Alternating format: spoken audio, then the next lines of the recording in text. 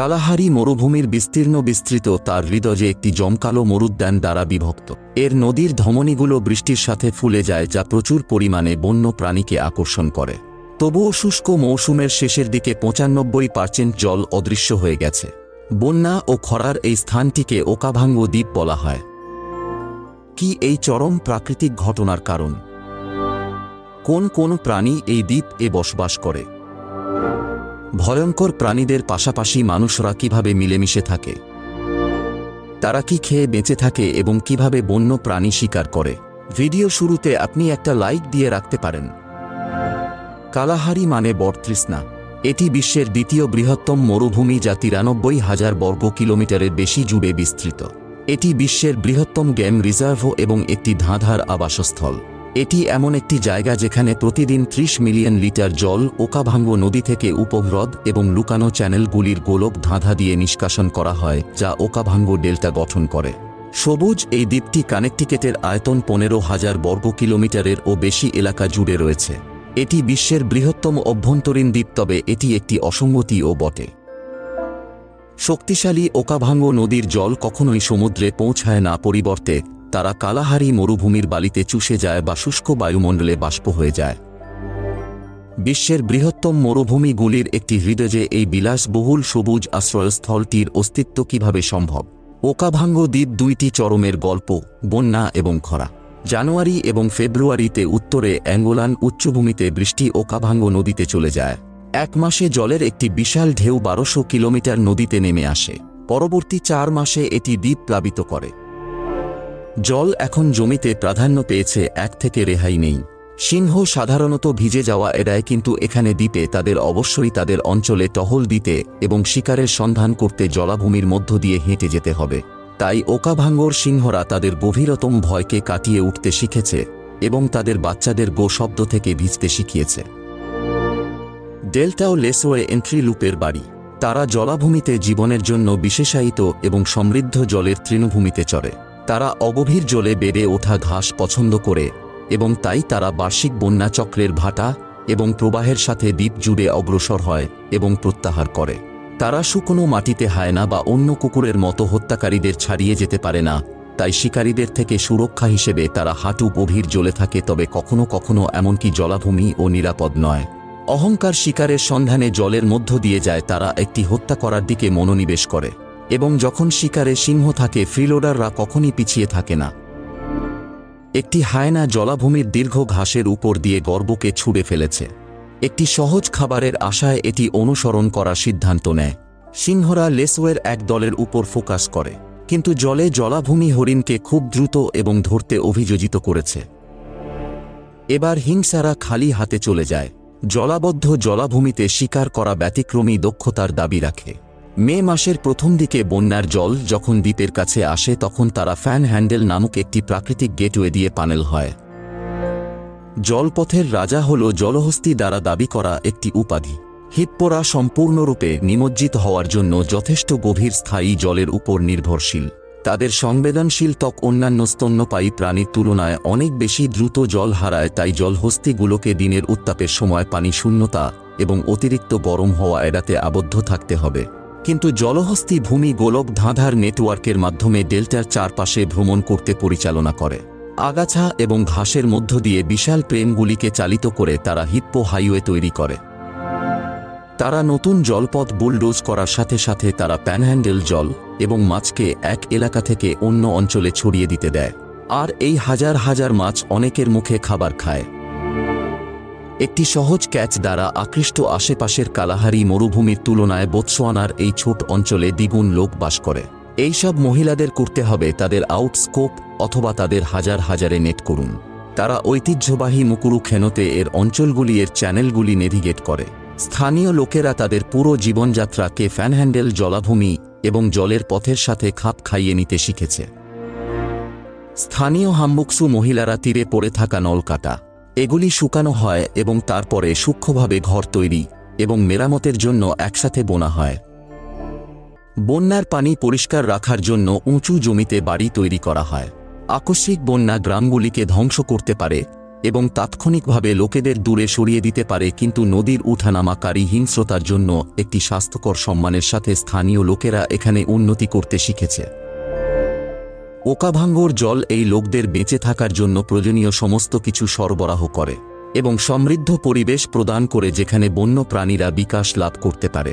মে থেকে বন্যার জল দ্বীপের মধ্য দিয়ে ধাক্কা দিতে থাকে। দ্বীপের ধমনী দিয়ে বন্যা চলার সাথে সাথে এটি দিনে প্রায় 1 কিলোমিটার গতিতে চলে। আগত বন্যা পুরো দ্বীপে যেতে সময় লাগে 4 মাস।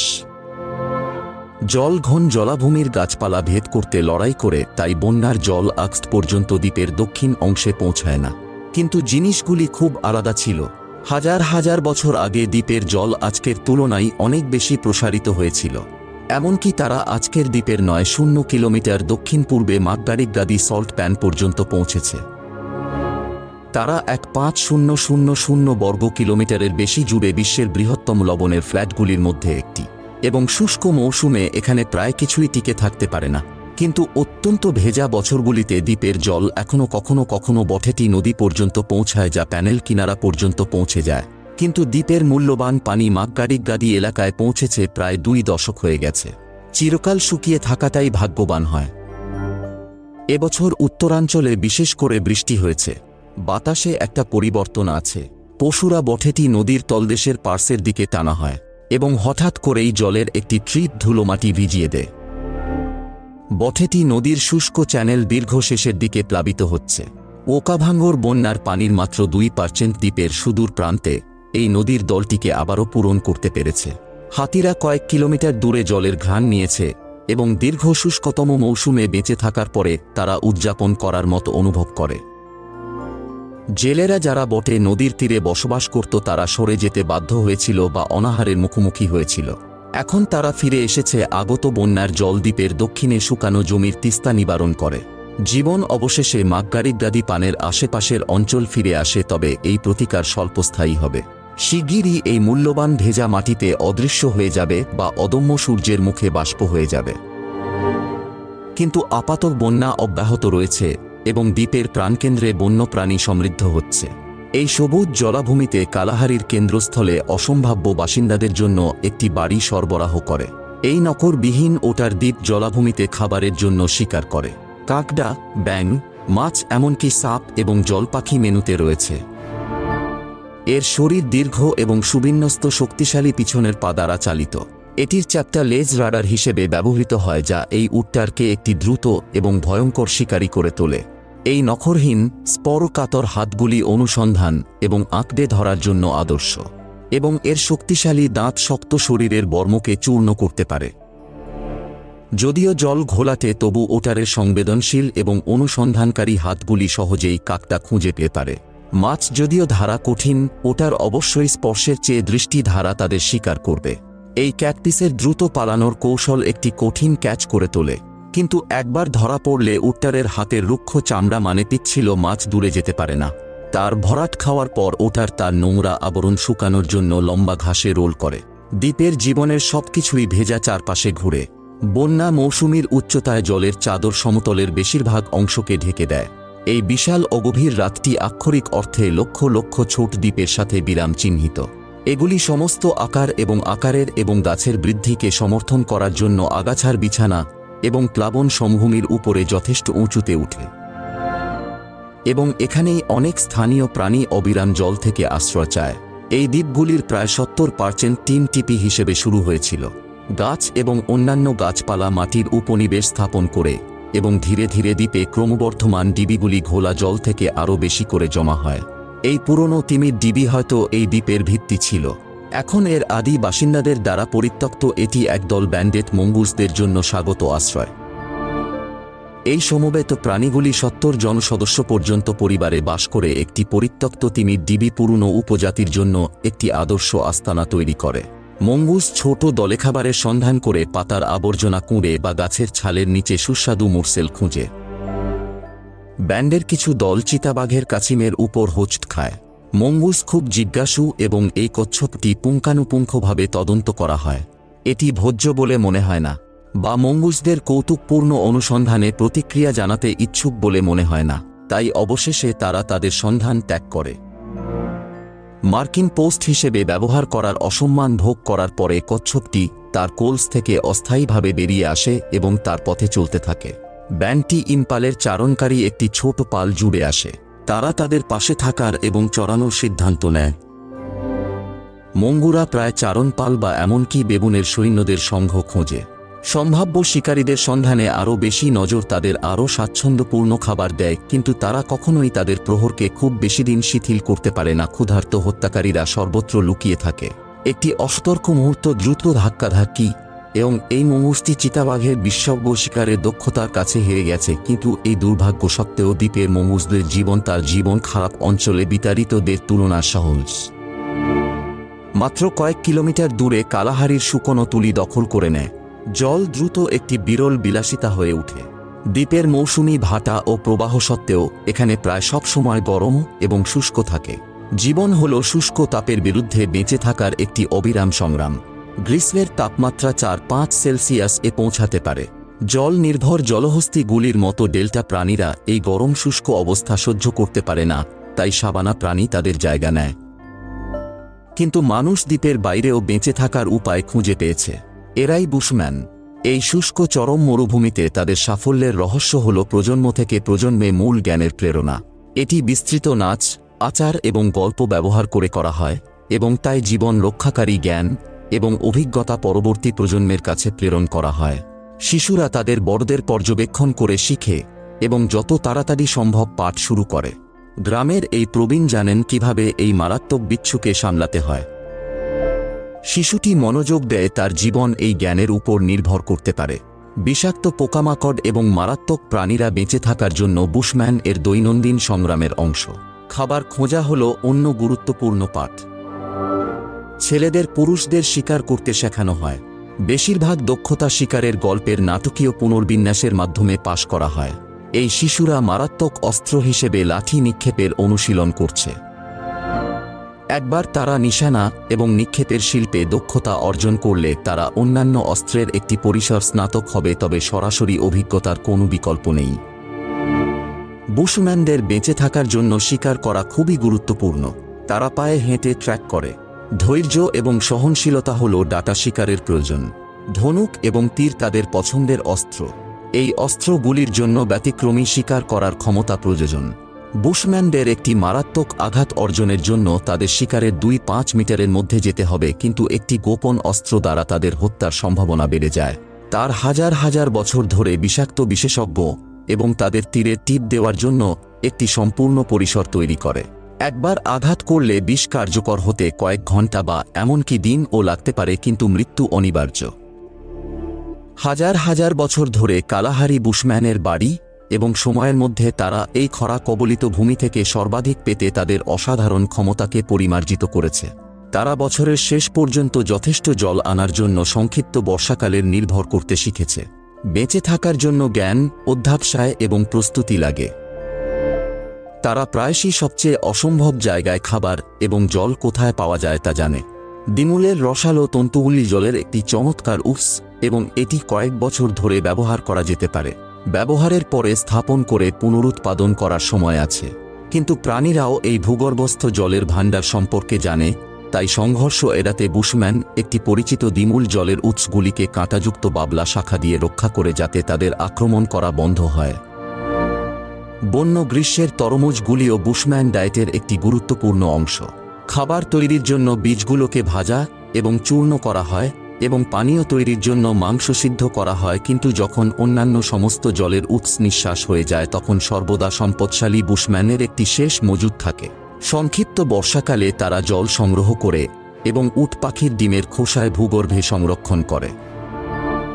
কালাহারি টিবোজ ঝোপের একটি পাতা ব্যবহার করে গর্তগুলি সিল করা হয়। এই উদ্ভিদটি ছত্রাকরোধী এবং অ্যান্টিঅক্সিজেন বৈশিষ্ট্যগুলির জন্য পরিচিত, এবং এটি সম্ভব যে এই বৈশিষ্ট্যগুলির একটি এবং অবিশ্বাস্য 6 মাসের জন্য সঞ্চিত জলকে তাজা রাখে। বুশম্যানরা মরুভূমিতে সম্পূর্ণরূপে বাড়িতে থাকে এবং এর সমস্ত গোপনীয়তা এবং প্রাকৃতিক মই জানে। তারা জমি থেকে বন্য গাছপালা এবং শেখর সংগ্রহ করে তাদের দিন কাটায়। শিখন, মটরশুঁটি এবং ট্রাফলগুলি ভাজা হয় এবং সবাই ভাগ করে নেয়। কিন্তু রাতে সামাজিকীকরণ, শিকারের গল্প বিনিময় এবং বহু পুরনো আচার অনুষ্ঠান করার সময় আছে। পুরুষরা শুটকি পোকার খোকনকে বীজ দিয়ে ভরা একত্রে নৃত্যের রাঠেল তৈরি করে। এগুলি একটি নাচের বিট প্রদান করতে ব্যবহৃত হয় এবং মানব সংস্কৃতিতে ব্যবহৃত স্ট্রং আর্টালের প্রথম দিকের রূপ।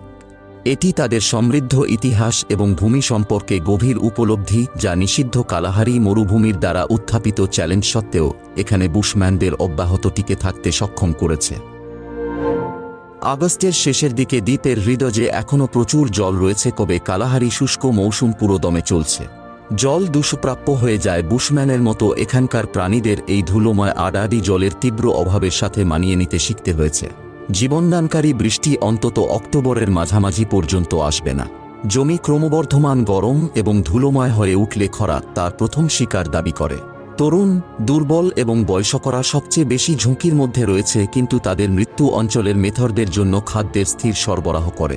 এই হাতির মৃতদেহ ইতিমধ্যেই শকুন ও হায়েনাদের আকৃষ্ট করেছে। এই স্ক্যাভেঞ্জাররা জীবন ও মৃত্যুর চিরস্থায়ী চক্রে গুরুত্বপূর্ণ ভূমিকা পালন করে। তারা প্রদর্শিত হওয়ার সাথে সাথে মৃতদেহ পরিষ্কার করে কিছুই নষ্ট হয় না। কিন্তু আগস্টের মধ্যে জমি আর চড়াতে পারে না, তাই মহিষ এবং এন্টিলুপের পাল দ্বীপের সীমানার মধ্যে ভালো চারার দিকে এগিয়ে যায়। কিন্তু শিকারীরা অত্যন্ত আঞ্চলিক এবং তাদের স্থলে দাঁড়াতে বাধ্য হয়।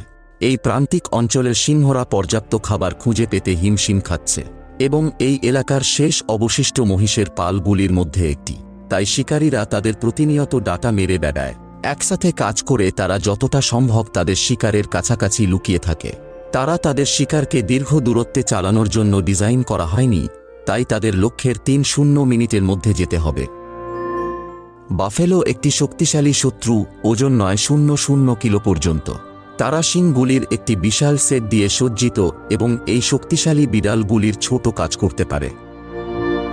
একটি সিংহ একটি স্ট্রাগলারকে দেখে এবং তাকে নাড়াচাড়া করে। অজান্তে ধরা পড়ে বাছুরটি, কিন্তু মহেশগুলি একজন সহ পালের সদস্যকে ছেড়ে দেওয়ার কথা নয়। দ্বিতীয় সুযোগ পেয়ে সিংহ আবার আক্রমণ করে। এইবার তারা তাদের মাটিতে দাঁড়িয়ে আছে এবং পুরস্কৃত হয়েছে। কিন্তু মরুভূমিতে যখন শিকার দ্রুত ফুরিয়ে যাচ্ছে, তখনও দ্বীপের শিকারীদের জন্য প্রচুর সরবরাহে রয়েছে।